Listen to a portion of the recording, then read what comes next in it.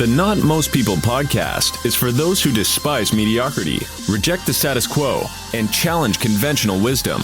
Join host Bradley Roth and discover what separates the winners, outliers, and standouts from most people.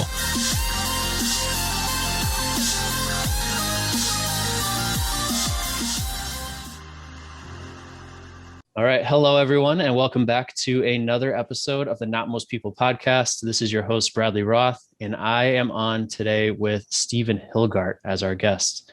And Steve's got a really interesting story. We've kind of met in one of those really small world scenarios. We met in California after an event, just sat next to each other at sushi. And then years later, our paths crossed through mutual groups and led us to here. And now we're living like 20 minutes apart from each other. So kind of a funny story there, but it's been awesome to get to know him. A little bit about him. He was actually homeless growing up for a couple of years from the age of 18 to 20, but he kind of got past that and went into karate, where he earned 2 national titles. And then using what he learned from his mentor, Tony Robbins, he has built and sold 3 successful businesses. And he currently works as a national trainer for Tony Robbins, where he travels and speaks to over 350 companies a year.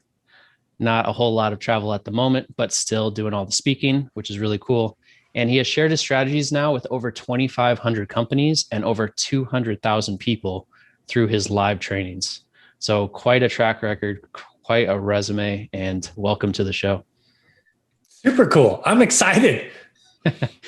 Awesome. Me too. So we'll dive right into it. I'm sure the audience has a couple questions. I know I got a bunch.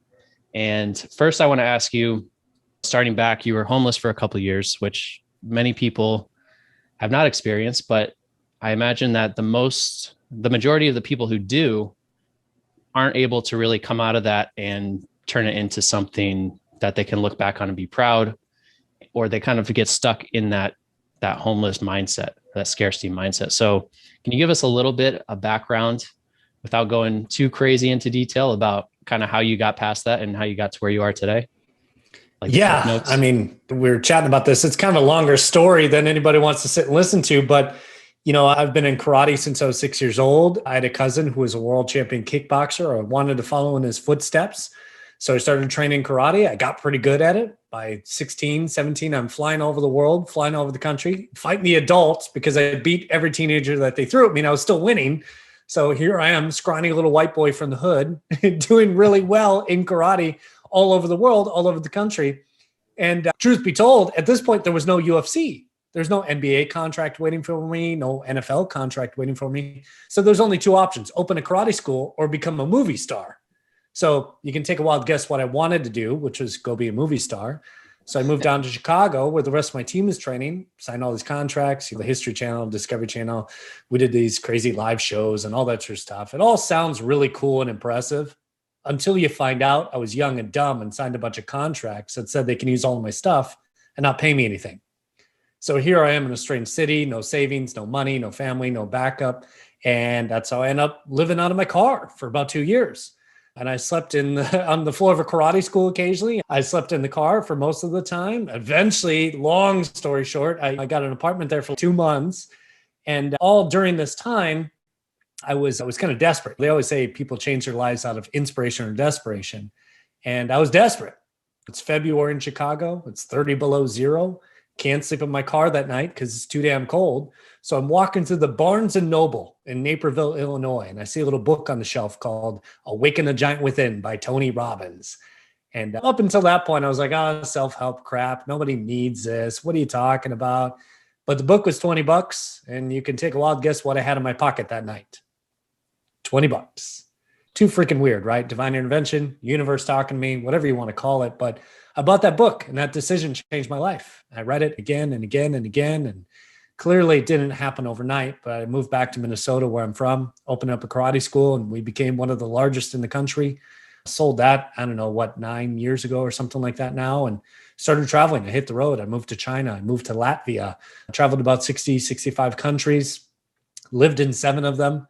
Started 2 more businesses. And since about, coming up on 7 years ago now, something like that, I came back to the States to work for Tony Robbins. So that's kind of what I've been doing the last couple of years. And I've got my own business on the side, and I'm the head trainer for Tony these days. So it's real fun and exciting. that kind of puts in a nutshell, right? For sure. Yeah, that was great. I think that was under like 90 seconds. That was solid. Yeah, well done.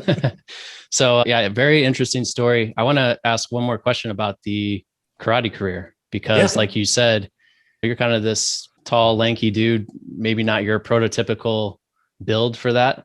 So I want to know, do you feel like you were kind of just gifted more than all these people you compete against? Or was there something that you did differently from most people that gave you that edge and led to that success? Oh, brother, absolutely not. I suck at everything that I do. I'm like the least talented person you will ever meet, but I outwork everybody. I haven't told this story in a long time. I'll tell you what happened. My very first karate tournament ever, I was, 6, 7 years old. I was a gold stripe. So I wasn't a white belt anymore. I was one level up. And I go to this karate tournament, just so confident, so proud of myself, 6, 7-year-old little brain. Here I come. And here I get put up because, of course, this tournament is like a small local tournament. There wasn't enough kids in my age range at my belt rank, so they put me with 2 white belt girls. You want to take a wild guess what position I took? 3rd place. So my first karate tournament ever, I remember it was my stepmom who brought me. My dad didn't show up. My mother wasn't there. It was my stepmom, and she's like, look at your 3rd place trophy. This is so cool. I was so angry. I was so mad because I was so confident I was going to win, and I got my butt kicked. And from then on, that was a defining moment of my life, is that from then on, if someone did 10 push-ups, I did 11. If someone worked out, I worked out twice. And that was the attitude that I had throughout my entire childhood, even to today. I mean, that still has a massive impact on my life, is that I just outwork everybody. So it wasn't that I was more talented, because, geez, there were some people in this world that are just so freaking talented. You look at the UFC right now, I would not want to fight those guys right now. I'm a little out of shape these days. I haven't fought in a while, but man, if I were to get back to my prime and fight, those guys would be tough to beat. There's just so much talent there. So yeah, no, 100% was not talent. It was just hard grinding work. That's what it was. Wow. Yeah. Simple answer. But I'd imagine most people don't want to hear that answer, right? They think there's a secret. They think you did something a little different, but it's really interesting to hear how you had that defining moment early on. Yeah. Most people who are talented, they grow up and they win, and then they get to that high level, and then they get beat up, and then, then they're in trouble mentally. It's harder to bounce back. It's harder to reinvent yourself. So I guess, do you look at that as like a blessing that it happened to you that early? Don't think about it very much, but yeah, definitely. And from that point, I didn't take anything but first place until I was like a blue or a purple belt at that point, where I started to compete against the black belts as a blue belt. And that was like my first loss. And then even then, after that, I was still an underbelt. And before black, I took first place in every single division I ever did, always. You're asking about titles and stuff. It's so silly to even mention the titles that I have, because I have 82 state championships as a kid. It was ridiculous because I won every single division and every single thing. Wow. But at that point, what does it really matter? And then I get to the black belt division, and black belt division, it isn't split between 1st degree black belt, 2nd degree black belt, 10th degree black belt. It's just black belt division. And all of a sudden, even though you've been a black belt for just a day or 2 days or 2 weeks, someone who's been here with experience, they've been a black belt for 5 years. And now you're competing against these people who have a lot more talent, a lot more skill, a lot more training, a lot more time and experience. And that was a rude awakening for a lot of people when they get into that level. And I think that happens in the real world too, where a lot of people jump into an industry or they jump into a business where they just weren't prepared. There's people with more money, more skill, more talent, more experience. And the people who jump in for the first time, they get punched in the mouth. And they're like, wait a second, this is not how it was supposed to go. But with that experience, you start to get better and better. So for sure. Yeah. I think you see that in other sports too. Yeah. You have the star athlete, they're the star in high school, and then they get to college and then they're a nobody. Or they're in college and they're a star in college and they get drafted to the pros, and then they're not the star anymore. They're the smallest person. Yeah. They've always been the biggest person in their town, the strongest, the tallest, the fastest. And then these pros come in and you're like, oh, wow. Now all of a sudden you're the weakest, the shortest, the smallest. That's really funny. Exactly. Yeah. So How did you transition? Because you went from karate and martial arts into entrepreneurship, becoming a speaker.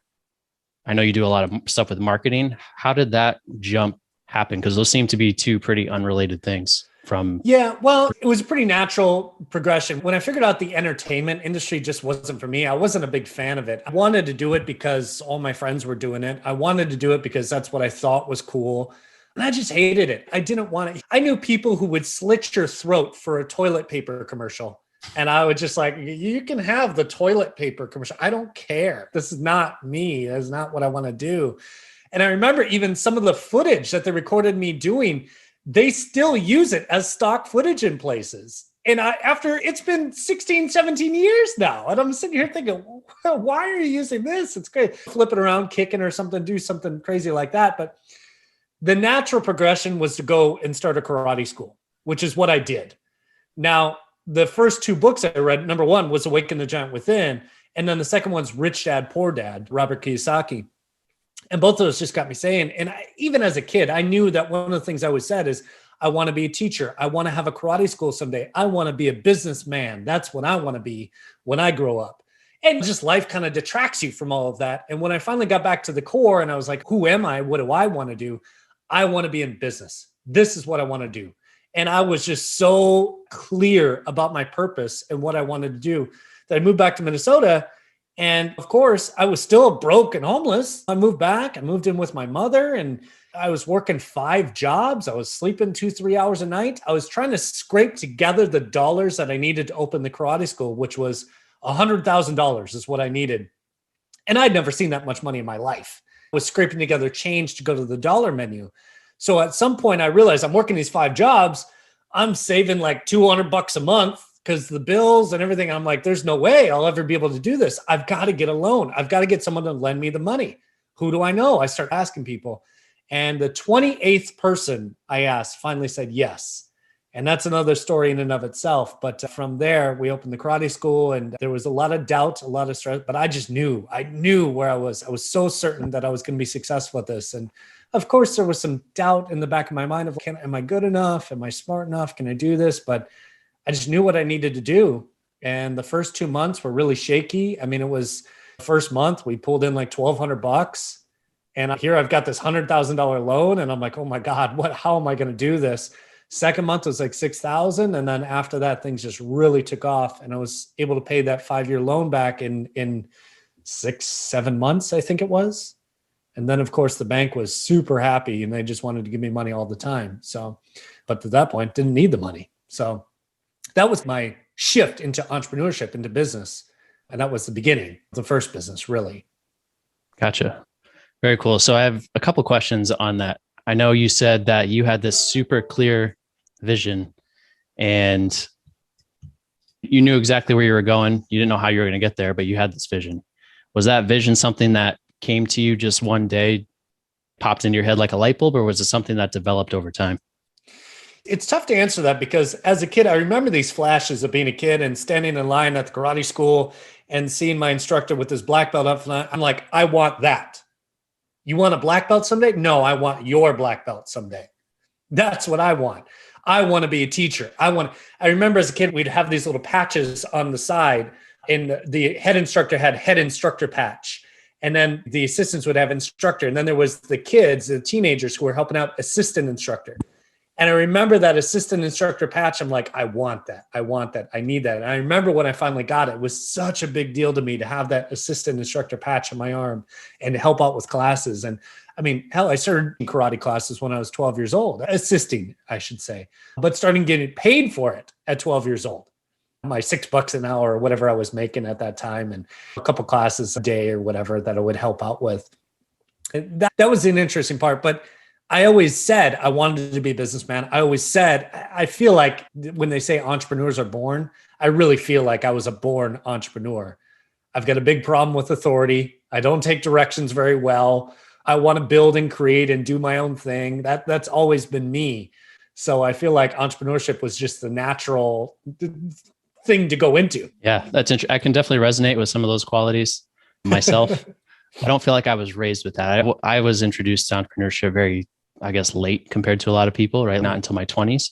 But going into that, I know there's a lot of people out there who have a vision like you had, and it's pretty clear, but for whatever reason, they're not pursuing it, or they kind of start to move towards it, but then they don't follow through. They come up against rejection like you did, 28 people you had to ask to get this loan. So what is it that you think is different between you and 90% of people who don't quite, follow through with that vision? Another challenging question to answer, because I could take this many different ways. We can talk about it. I mean, I do coaching like this all the time. So depending on everyone's individual situation, there might be different answers. Right. But I know for me, it was just this never give up mentality. I just don't quit. I'm too stupid to know it's impossible. So I just do it.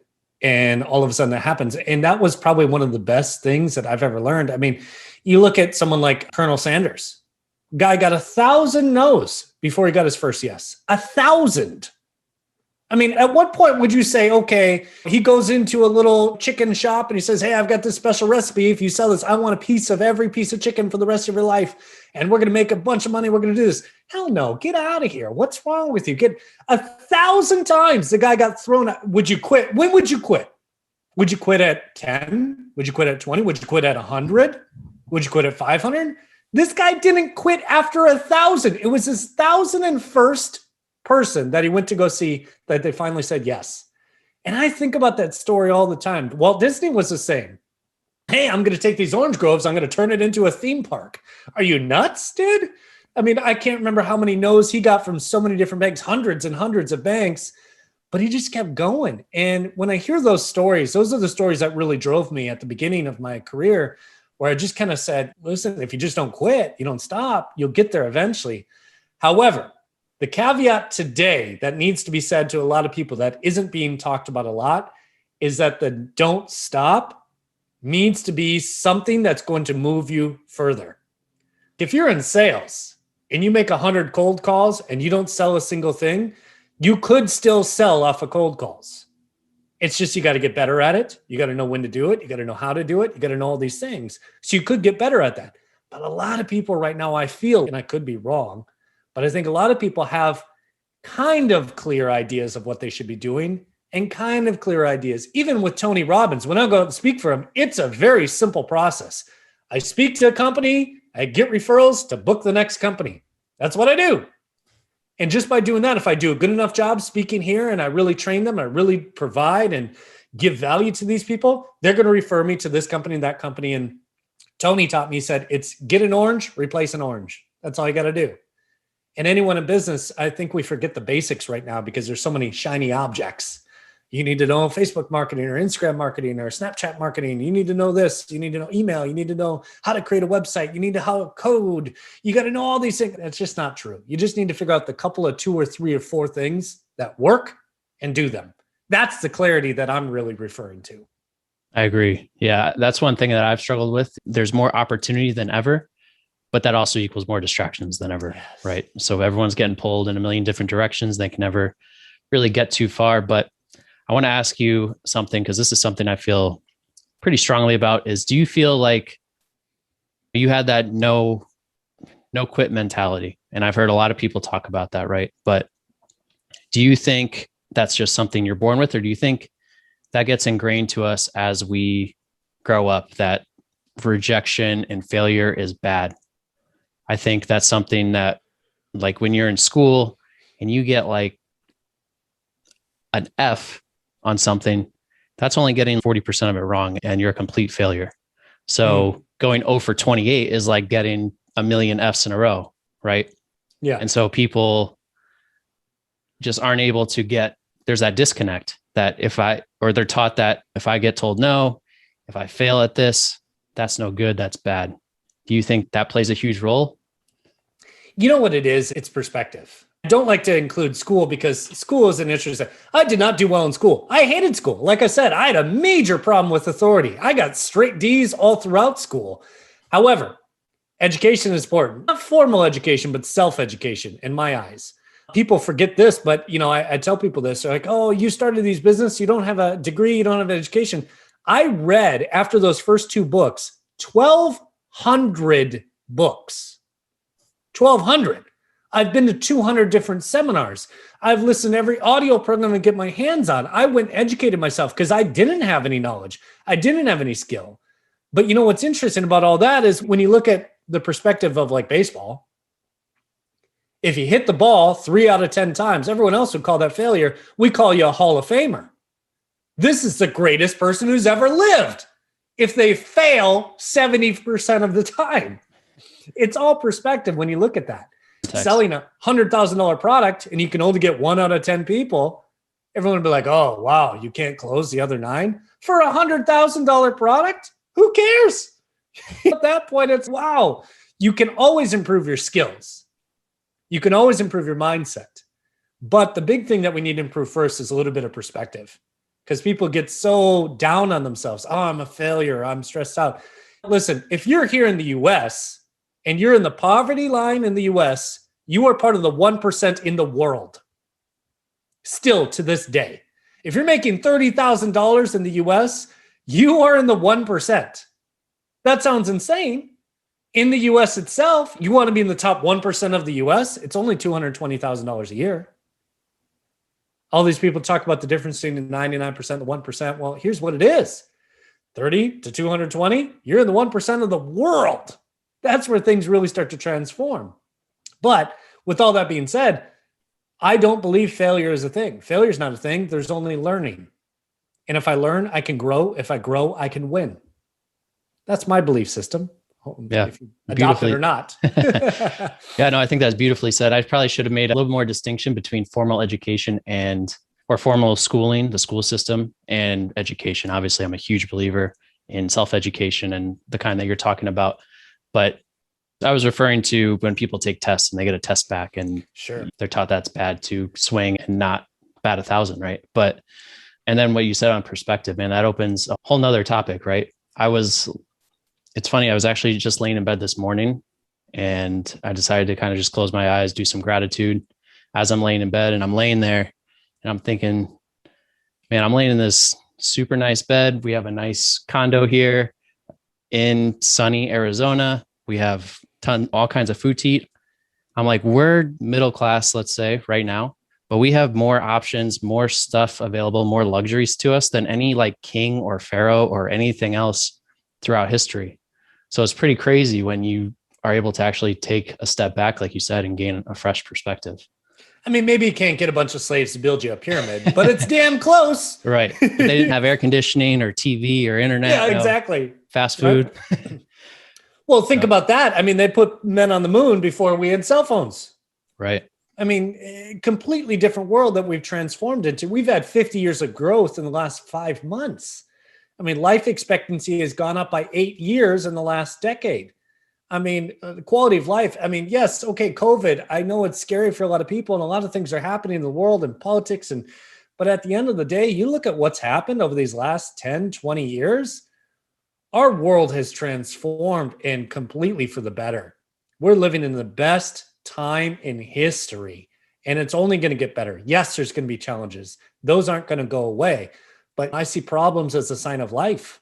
The only people who don't have any problems are in the graveyard. And that's probably one big problem. Exactly. Yeah. So moving on from, you started this karate school and then you sold it, right? And then where did you go from there?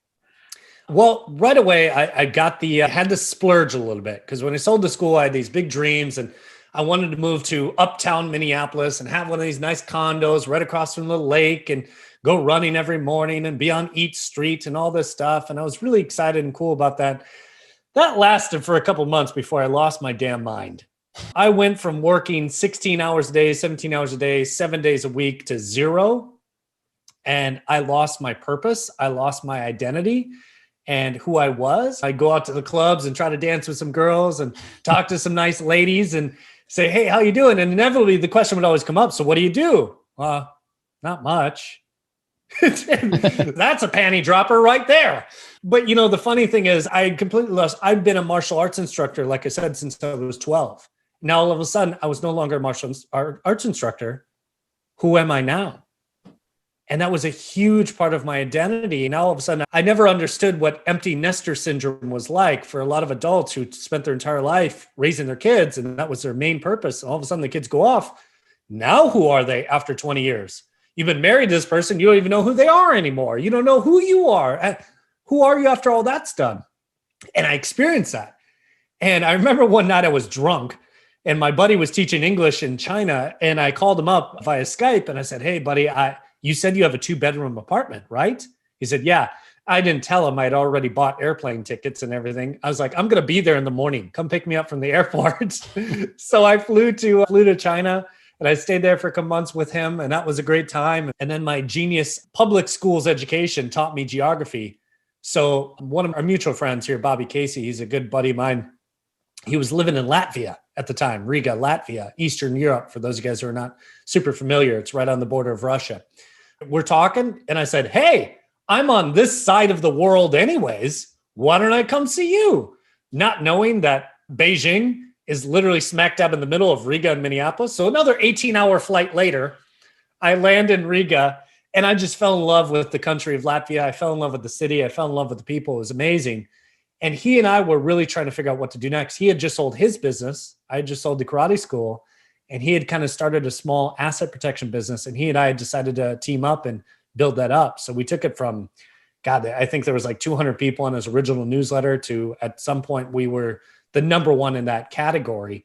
We did seminars. We did lots of offshore banking and second passports. It always sounds really cool and scary, like Jason Bourne and James Bond. But really what it was like doctors in the US who want to retire to Costa Rica. They need a bank account. They need immigration help. They need this and that. They need a condo. So we'd help them do all that sort of stuff. So that was kind of the next big business. We built that up pretty big. He still owns it. He still does phenomenal with that. But I just kind of bowed out of that and just kind of sold my shares back to him basically. And I moved on to marketing consulting, which is what my major skill set is. That's why I built the karate school originally. That's why I was able to help him there and then went into consulting. And so that was the third business that really started to take off and do really well. Wow. So I want to go back to what you said a couple of minutes ago about how you lost your purpose, because I think that's something that a lot of people can relate to, or maybe not even lost your purpose, but there's a lot of people out there who are trying to find their purpose. And it's one of those terms that gets thrown around a lot and is kind of vague. And so I'm going to ask you a question that might be a little bit hard to answer, but what would you recommend for those people who are out there saying that I'm trying to find my purpose, I haven't found it yet? You've asked the perfect person today. Number one, this thought: your life's purpose rarely comes and smacks you in the face.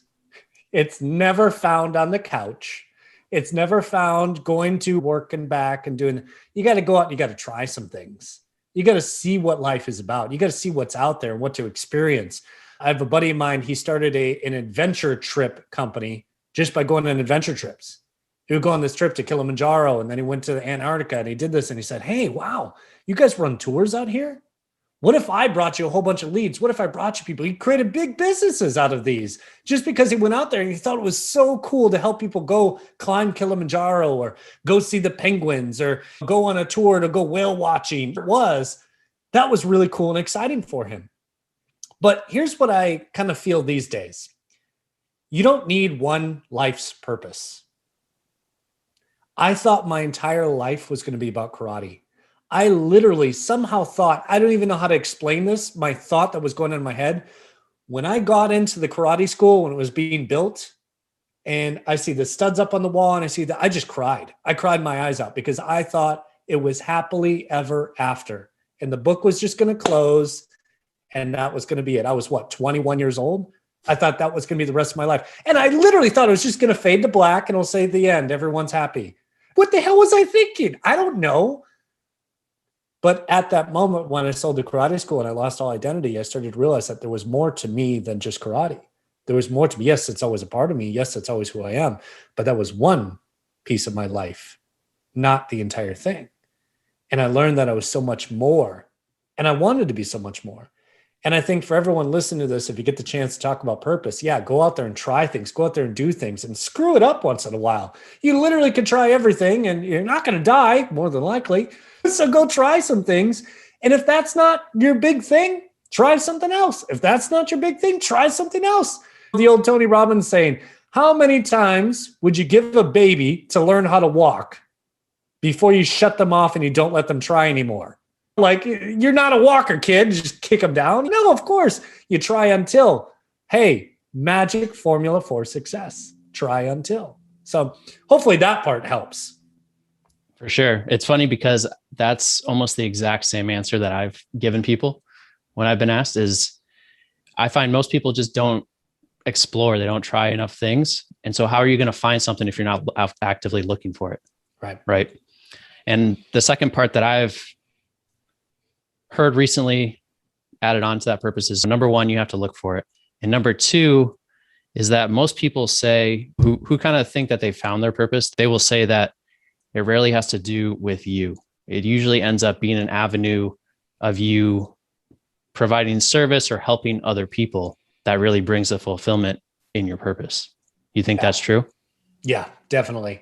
I mean, at the end of the day, it's contribution is really what it is. When I speak so much like Tony Robbins these days, just because I'm around it all day, every day. But he says, listen, at the end of the day, the two big spiritual needs for us are growth and contribution. If we don't grow, we die. And a lot of people who are feeling depressed right now or sad or frustrated or upset, I can tell you why, because you don't feel like you're growing. You don't feel like you're expanding. You don't feel like you're getting better. And growth really equals happiness. Progress equals happiness. But why does anything grow in the world, in the universe? So it can contribute. And if you look at the world, if you look at evolution, if you look at how this whole thing has come together, anything that doesn't contribute gets eliminated. From flowers to grass, to the sun, to the rain, to the water, to human beings. If we don't contribute, we get eliminated too. I mean, not just from a physical sense of getting killed off, but if you don't contribute to your workplace, you get eliminated. If you don't contribute to your community, you'll be run out of that community. And that's really what it boils down to, growth and contribution. So if you can find something that allows you to do this, and listen, I've had this argument so many times of, you don't have to follow your passion. I agree. You don't got to do that to make money, of course, but long term, the only thing that's left when we're all dead and gone, 100, 200 years from now, when everyone's kind of forgotten us and who we are, except for our silly Facebook posts, we're sitting here looking back and someone else is going to own your cars. Someone else is going to own your house. All your clothes are going to be donated. Nothing's going to be left except for who you became and what you did. So at the end, what is the legacy that you want to leave behind? And if you work for that, I think your life's purpose are always going to be there. Wow. That was beautiful. Well, I'm a little moved now, but do you feel like you know what your purpose is now? Yes, I do. And this is something that's even recently my next life's purpose, if you will. What I'm working on, what I want to do is I love entrepreneurship so much.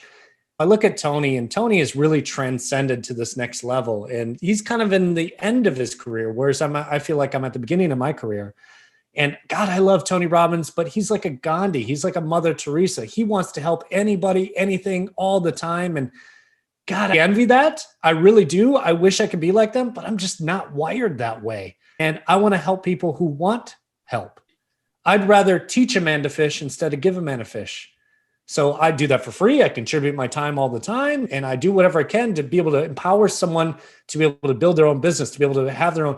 I come from a poor background. I come from a poor family. We ended up doing pretty well over the years, especially the rest of my family now has really taken off. Things have gone really well for us. But, I come from a long, distinguished line of trailer trash. Our family tree looks like a family bush, man. It's all over the place. But when I think about that, I'm like, my niece now is one of the first people in our family to go to university. She's going to Embry-Riddle in Daytona Beach. She's just about to graduate. So we went from trailer trash to rocket scientists in one generation.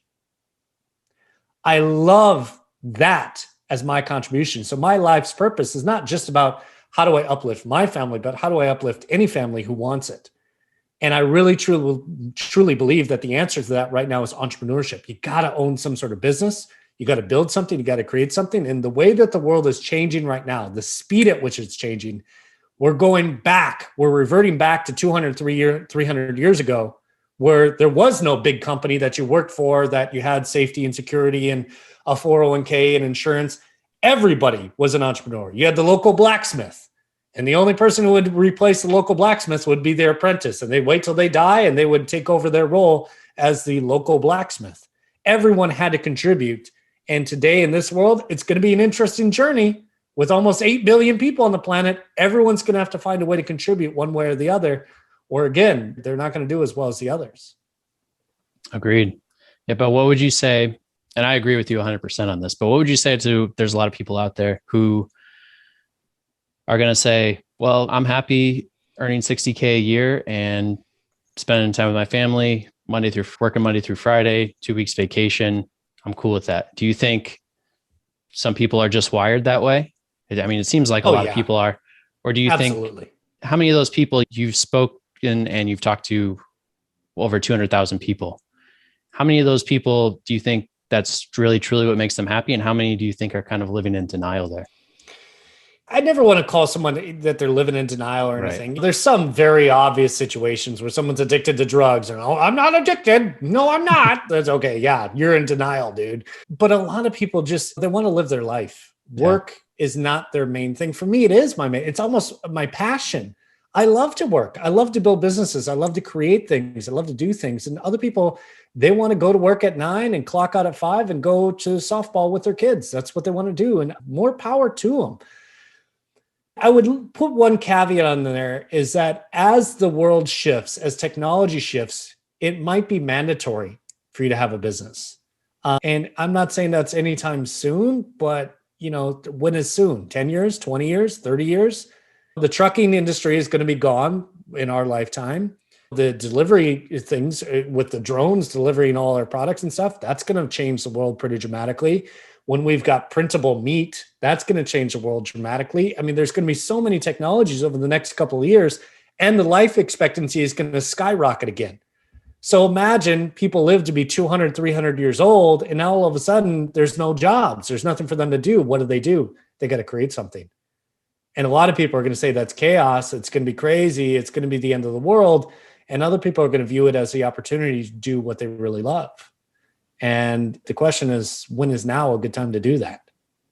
Right. Yeah. As a lot of those standard jobs get outsourced by technology or cheaper ways to do it overseas, which you're seeing a lot of right now, I think everyone has a greater incentive to do what you talked about earlier, which is find that purpose, find your way to contribute to other people that's valuable and that only you can do. Right. Yeah. So they're very tied together. But I want to get back to your story, because last we kind of got off, you were in Europe, you were doing your third business, and that was your last business that you sold? Yeah. And that one I didn't technically sell. I sold some of the clients. I sold there wasn't much of a business to sell. It was a consulting agency. So basically I just sold my contracts to other people. But one of the challenges that I faced in that business is my promise was, I was trained by a guy named Jay Abraham. Jay is one of the most incredible marketers on the planet. They call him the $1 billion man. I got the chance to work with him for almost a year while I was building the karate school. That was part of the reason it became so successful, is I took coaching from him. And during that time, what was interesting is he taught me all these different strategies and tools. And I wanted to be like him, because he would go into business. He said, I'll double your business. I'll triple your business, or you won't pay me anything. I was like, wow, that's really cool. If I could learn how to do that, would be amazing. So I started doing that. And one of the worst things that could have happened to me is I succeeded, because the first 3 knocked out of the park. I doubled their business. And I told them 12 months, I doubled them in 3 and 4 months. I mean, it was absolutely incredible. There was a dentist, there was a plumber originally, and then there was a gym that I took those 3 businesses. We just freaking exploded them. One of them tripled in the first 4 months. It was incredible. So these businesses doing $200,000-$300,000. Now all of a sudden they're doing $600,000, $700,000, $800,000. And they would pay me a percentage of the upswing. So I was doing really freaking well. And then I did it again. And then I did it again. And then I got really cocky. I said, I'll tell you what, I want to find some of these home run businesses that I'm going to be able to take them from 1 million to 10 million, or 10 million to 100 million. And I want to take a percentage of their sales. That's what I want to take. Jay Abraham would do. And I did. I found 3 companies, and I was like, I interviewed about 100 different companies, and I found these 3. It was like, these are the guys. All right, let's cut this deal. You get to keep everything you made, everything I make you after this, I want 10%, some of them 15%. One was like 17.5%. I want that much in the revenue that you pull in. And I'm going to do off a profit. So we don't run the business out of money, but I'm going to take that. And these businesses freaking took off. One of them went from 3 million to 30 million. And in this situation, one of the challenges that I faced is I got them the money, got that. And then when it came time to pay me, they didn't pay me. I was like, guys, give me my 10%. I helped you make, well, what did you really do? This and this and this and this, and everything is documented, everything is there. Well, I don't know. One of the guys really pissed me off, because of course, instead of paying me the $300,000 that he owed me, he bought a Lamborghini and put it all over Facebook and everything. And so I picked up a couple more clients. And by the end of my career as a consultant, and in that version of it, I was owed almost $800,000, and it stopped becoming marketing consulting and started becoming bill collecting. So I got, again, really depressed and losing my identity. And in this world, here's my passion. Where's my passion? Where did it go? Well, it's because I wasn't doing what I was passionate about. I was bill collecting, calling every day. Where's my money? Where's my money? Where's my money? You got my money, man? Where's my money? And so I was just really burnt out of that. And I had this opportunity. I had to go back to the US because my visa was up. So I had to move back to the US, and I was like, what do I do next? How do I do this? I could take on a couple more clients, but I'm just burnt out. And I was making really good money, even without those guys paying me. But I was like, God, I don't want to do this anymore. And I don't know where to go. I had a little in with the Tony Robbins company, and the two big questions, and you were asking about passion. Here's the two questions I asked myself to get into Tony Robbins. Number one, what would I do if I couldn't fail? And number two wasn't so much a question. It was like, if I really think about it, I haven't ever failed at anything that I didn't quit. So if I don't quit, what would I do if I couldn't fail? And I know I can't fail, and I know I'm not going to quit. So what would I do? Well, I want to be in personal development. I really want to help people. I want to be that voice that people were for me, like Zig Ziglar and Tony Robbins and Brian Tracy. I want to be that voice for other people. That's what I want to do with my life. How did I do it in the past? Well, when I got good at karate, I sought out the best people in each division. I went and trained with them. I spent money I didn't have to do private lessons with them to learn how they did their stuff. And then when I wanted to open a karate school, I went and stalked all the best karate school owners, and I learned how they did it. And then I wanted to be the best instructor. I went and found the best coaches. I did that. I found the best marketers. I went and traveled around the world to do this. I'm like, I want to be in personal development. Who's the best in personal development? Well, Tony Robbins. Hey, wait a second. I know that guy who can get me an interview. Threw my hat in the ring, and that's a long story in and of itself. But the first answer was no. The second answer was no. The third answer was no. And then they finally gave me a shot. I worked my way up in one division, got the chance in another, worked my way up to the top of the other division, and now here I am. So that's kind of, again, super long stories. I'm trying to put in a nutshell here, but yeah. No, that all made a lot of sense. And I think if you're listening, Steve dropped a really important bomb right there, where if you want to become the best at something or get the best at something, go seek out whoever is the best at it. It's never been easier to do that in history. We have the internet, we have Amazon. You can get a book on anyone who's the very best at what they do. And that's really a shortcut to any sort of success that you want, right? And I see so many people out there who are asking advice from their neighbors or their friends, or someone who's maybe one step ahead of them, but not the best, or their parents or their siblings, which it's great. Ask those people, but I'm guessing your parents probably aren't world-class in whatever it is you're trying to learn in most cases. So I just want to emphasize that. That's a huge point that I think so many people miss. And so now you've made it to Tony Robbins. You're working with him. You've been there for how long now? I'm coming up on 7 years. 7 years. And in that role, I know it's not a role that most people would take on. You travel a ton. I know COVID's changed that a little bit, but typically, what's your life look like there? What are you doing? Well, pre-COVID, I was literally in a different hotel every single night and a different airplane every 3-4 days. And that was straight for 5 years, give or take, 5.5 now. And it's a little tight on the timeline here. I'm still like, what, six years in, give or take. I'm coming up on 7. But yeah, in this last year, it switched all virtual, all digital. And I've been locked down here in Arizona. I've now had a couple in-person talks that I did for different companies and a little mastermind group down in Mexico with some of our mutual friends. But yeah, I've been on the road constantly. Wow. So do you like how things are now? Or are you looking forward to getting back on the road? It's interesting because I love to travel. Travel is one of my favorite things of all time. Everyone always asks me, what's my hobbies? I love to travel, and I love to go to different countries and different cities and try different foods and all that sort of stuff. And even in the US, there's so many beautiful places to go. There's so many cool places to see and visit, and how do people live and how do they behave and all this stuff. I'm excited to be on the road, but I'm also building my other business right now. So it's nice to be kind of in one place where I can do that and focus on that. And with the digital world, I can do more Tony Robbins talks than I've ever been able to do in a day, because there's no drive time. There's no switching airplanes. There's no switching hotels. There's none of that. I can just crank up the camera here. And obviously, we were just talking before we got on here, but I'm recreating my studio back here. And as soon as this thing is done, it's going to be really badass. But yeah, I can do 4, 5, 6 talks in a day and not have to travel, not have to do that. So there's some real value in this new world. But yeah, I guess I don't know the answer. It's nice to travel, but I think I'm only going to do it for pay these days. It's a double-edged sword, right? Just like many things in life. But I got to ask everyone this question who comes on is, what does not most people mean to you? When you hear that term, what do you feel? What do you think about? There's the crazies like myself, which are really crazy people, insane, who just think a little bit different, act a little bit different. But what is the old Steve Jobs quote? Here's to the unruly, the round pegs trying to fit in squares, or whatever. I forget what the quote is, but really what it means to me is just excellence.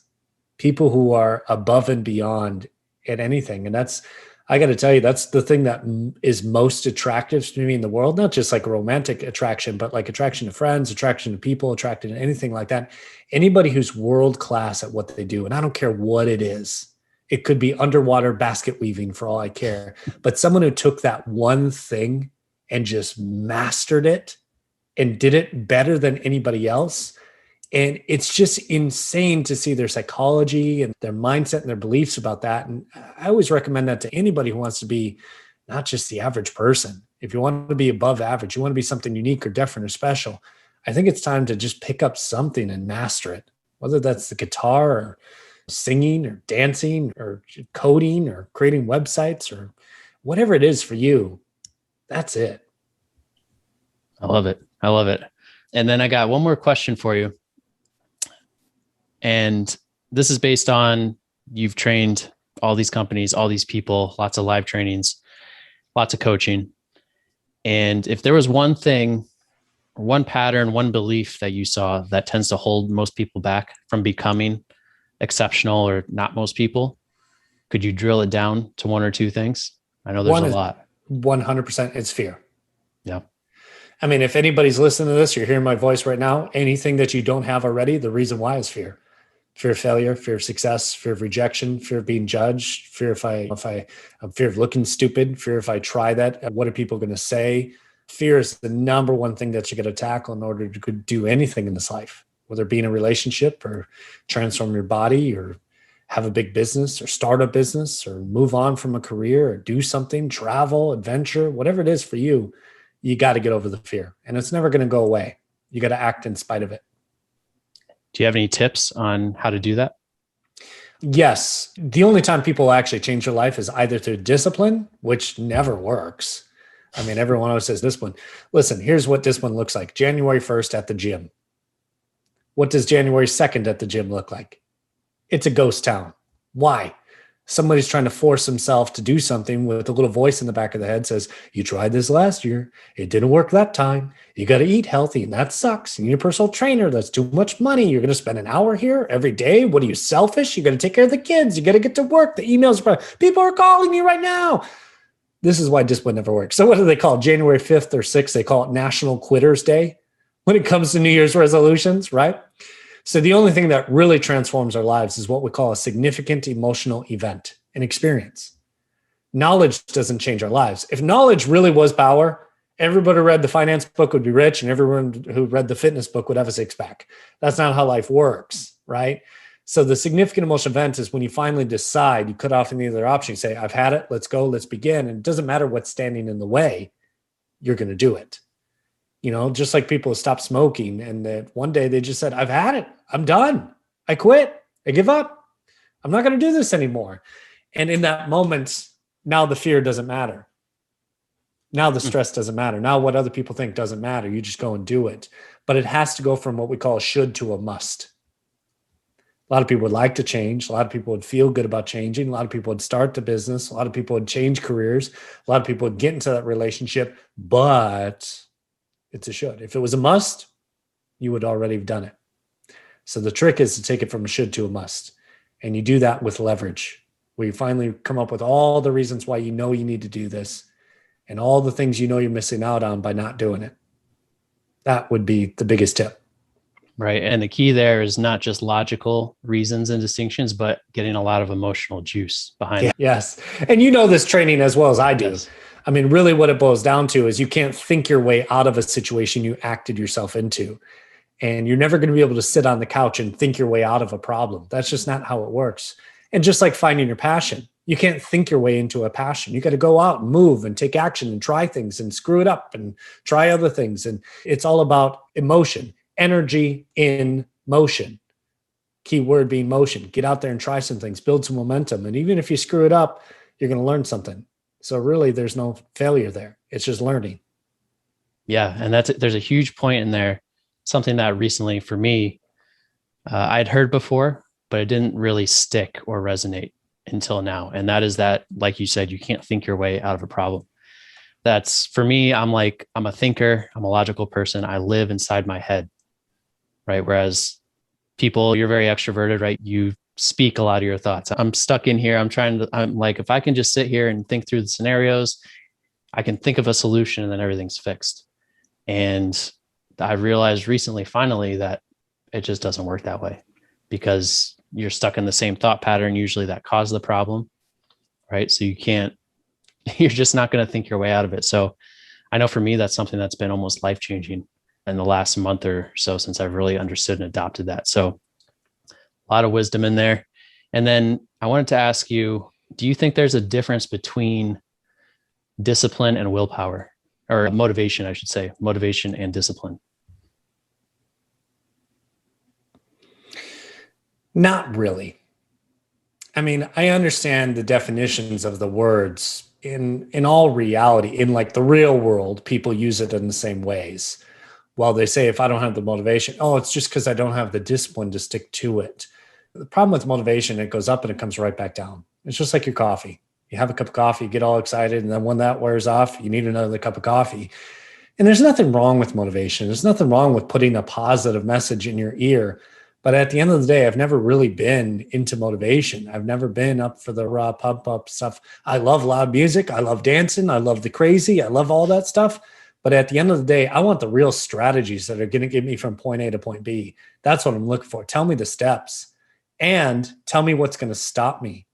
And what stops everybody, like we said, is fear. Hey, you're going to do this. And at one point, you're going to get afraid to call people. At one point, you're going to get afraid that this isn't going to work. Here's how you get over that hump. That's what you do.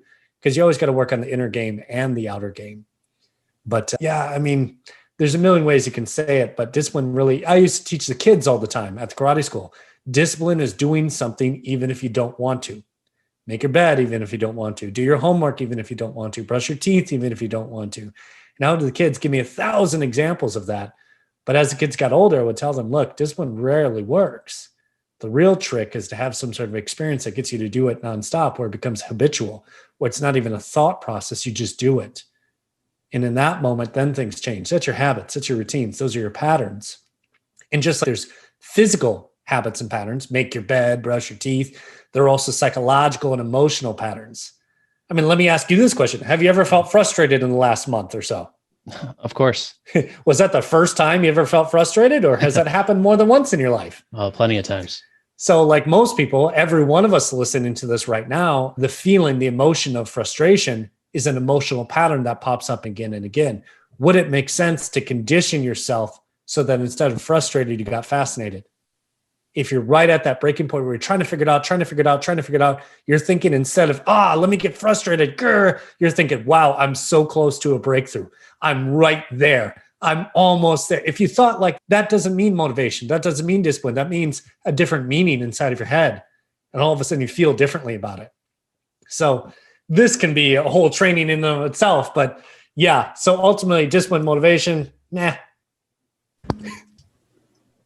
And I agree with everything you said, but I'd also like to share maybe a different spin on that. And this is a kind of a key, very slight distinction I heard recently, and that's discipline versus motivation.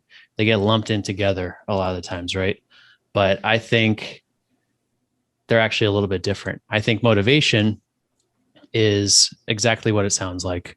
Rah, rah, you get pumped up, you watch a video, someone yells at you, go faster, right? That's motivation. And it's kind of one of those things that like peaks and valleys. It goes up and down constantly.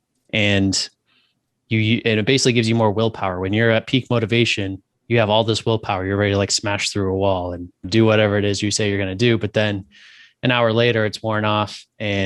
Or like the example you used, you go to the gym for a week, and then a week later, your willpower, which is finite, is drained. It's gone. And that's how I think of motivation. Whereas discipline is like what you said, creating those habits. And those habits build that mental and emotional muscle to get stronger and stronger, to be able to take on more and more. So I know that's a very kind of slight distinction, but that's what I found. And I know discipline tends to not run out. Discipline is like a muscle that you train it more and more, it can handle more and more and more. So, yeah. I don't know if that makes sense. Yeah, it's definitely an interesting, and that's one of the things that I've heard over the years too. I can't find someone who has more discipline than I do. And I'm not very disciplined. I have 3 different black belts. I've owned a karate school. I've done all this sort of stuff. I should be the perfect epitome of discipline and getting up at 5 a.m. without an alarm and doing this sort of stuff. And there's days, dude, where I don't want to. And there's a couple of days a year where I'm just like, F this. Everything is stupid. Screw Tony. Screw my business. Screw it all. And it's in those moments, you just got to vent, whatever. But discipline is not going to get me through those days. What's going to get me is a shift in emotional state. And that's really what's going to transform. Because the wrong emotion at the wrong time will knock you out of discipline. And that's really what it boils down to, is that, I mean, you've heard this one before, but have you ever said something you really wish you could have taken back? You would have said something different at that moment if you were like, baby, I love you, instead of I'm going to kill you right now. But people make dramatically different decisions based on how they feel in any given moment. So the real trick to discipline or habits or patterns like this is to stay in the right emotional state at the right time. And what I find is if you're going to discipline yourself consistently, you also have to discipline your emotions.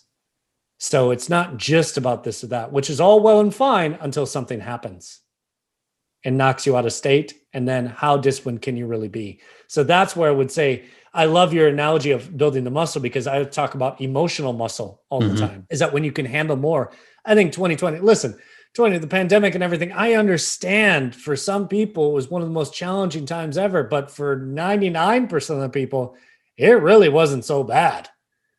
I can't tell you how many professional salespeople I know have had their best year ever. They've made more money than they've ever made. They've got to spend more time with their kids, with their family. They've been at home. They're healthier. They're working out more. And what's so funny about that is those people had the emotional muscle to go through tough times. And the people who are kind of curling up in a ball right now, you could call it discipline if you want, motivation if you want, but they're curling up in a ball because they've never had the more difficult times. The last 20 years of our lives have been damn good. Like we were just talking, life expectancy gone up by 8 years in the last, decade. Health and wellness and curing diseases and all this sort of stuff. Technology is transforming. Life has never been better. But in those modes, they always say, what is it? Soft times create soft men. Hard times create hard men. We didn't have a World War II to deal with. We didn't have a Great Depression. Yeah, they call it the Great Recession, but was anybody really that affected? Maybe that sounds a little insensitive, but a lot of people shifted industries. They changed jobs. They found a way. And most of them are happier now than they were before. I meet some of these guys, Goldman Sachs. Oh my God, I lost my job. You hated your job, dude. Well, yeah, but I made money. You make almost as much now. Well, I guess you're right. And you get to spend time with your kids. Yeah, I guess. But they just didn't have the emotional muscle to go through that and be grateful for what they have. Yeah. Instead of what they lost.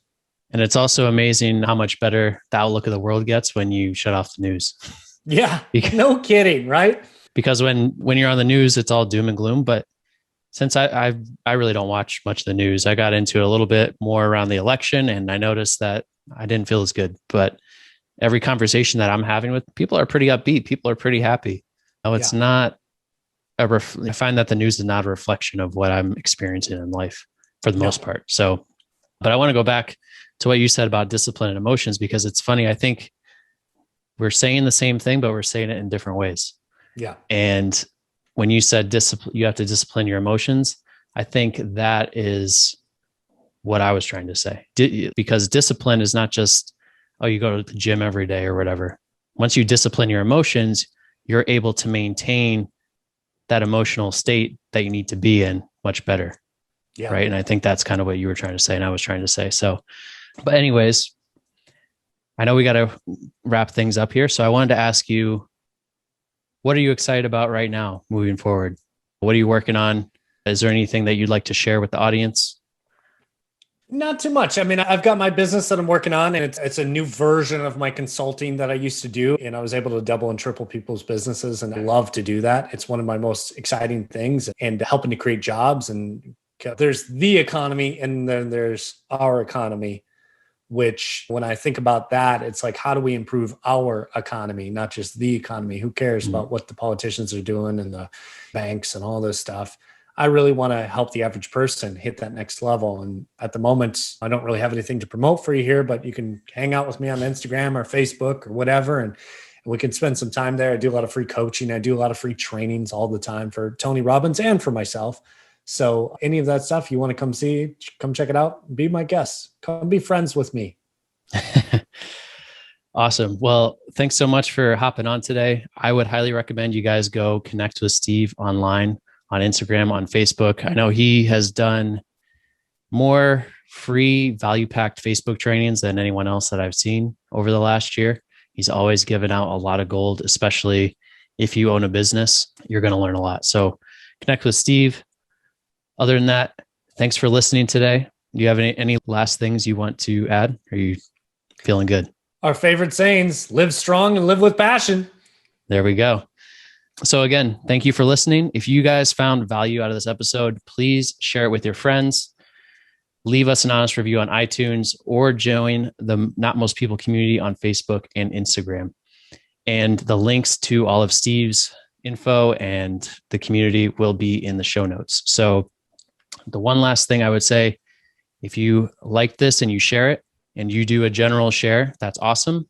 But what I would really love is if you found one or two people that you know well, that you think, hey, this might really resonate with you. You could really benefit from this. I would love for you to be able to do that and share it with that one or two people where it's really going to be impactful. So that's it. Thanks for watching and listening. And always remember, don't be most people.